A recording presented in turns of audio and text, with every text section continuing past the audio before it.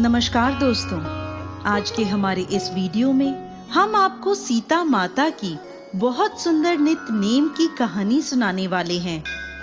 जब भगवान श्री राम वनवास काट रहे थे, तब माता सीता ने 12 वर्ष तक नित्य नेम की कहानी कहने का 12 साल का नियम ले रखा था।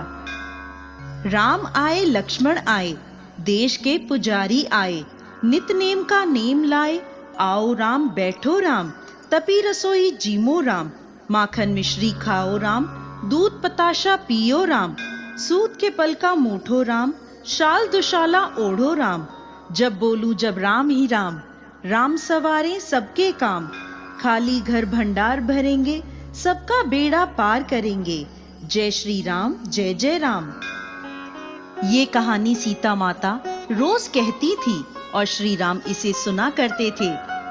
एक दिन श्री राम को लक्ष्मण जी के साथ किसी काम से बाहर जाना पड़ा, तो सीता माता बोली, भगवान, मेरे 12 वर्ष का नित्य नेम का नियम है, अगर आप बाहर जाएंगे तो मैं अपनी कहानी किसे सुनाऊंगी।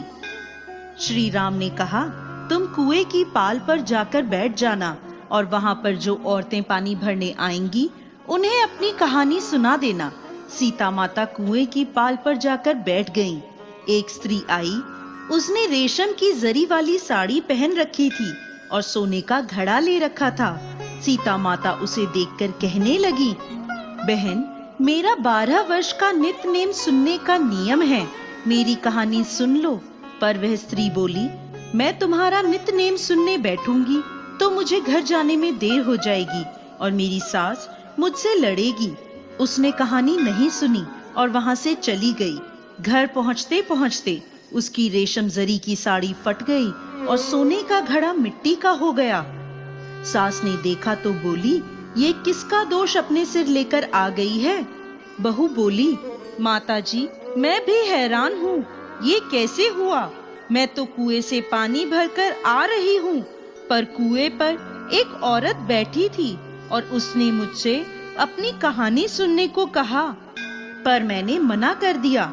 शायद ये उसी का फल है। सास तुरंत वही साड़ी पहनकर कुएं की पाल पर गई। सास को वहां सीता माता बैठी मिली और बोली, बहन, मेरी कहानी सुन लो। सास बोली, एक बार छोड़, मैं तो 4 बार तेरी कहानी सुनूंगी।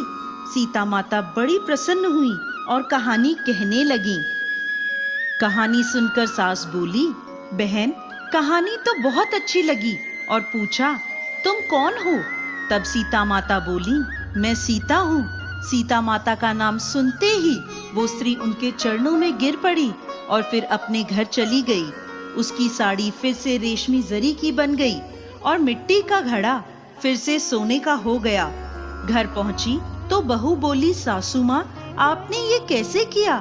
सास बोली, बहू, तू तो दोष लगाकर आई थी, मैं तेरा दोष उतार कर आ रही हूँ।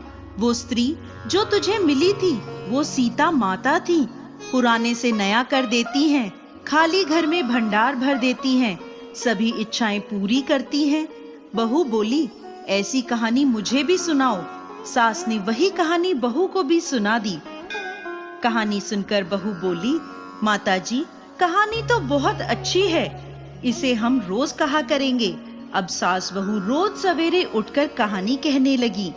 एक दिन उनके घर पड़ोस की एक औरत आई और बोली, बहन, जरा सी आंच तो दे दो। सास बोली, आंच तो हमने अभी नहीं जलाई है।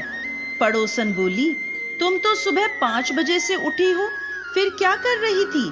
तो सास बोली, सुबह उठकर हम सीता माता की नित्य नेम की कहानी कहते हैं। पड़ोसन बोली, ये कहानी मुझे भी सुना दो। कहानी सुनकर पड़ोसन बोली, अब ये सीता माता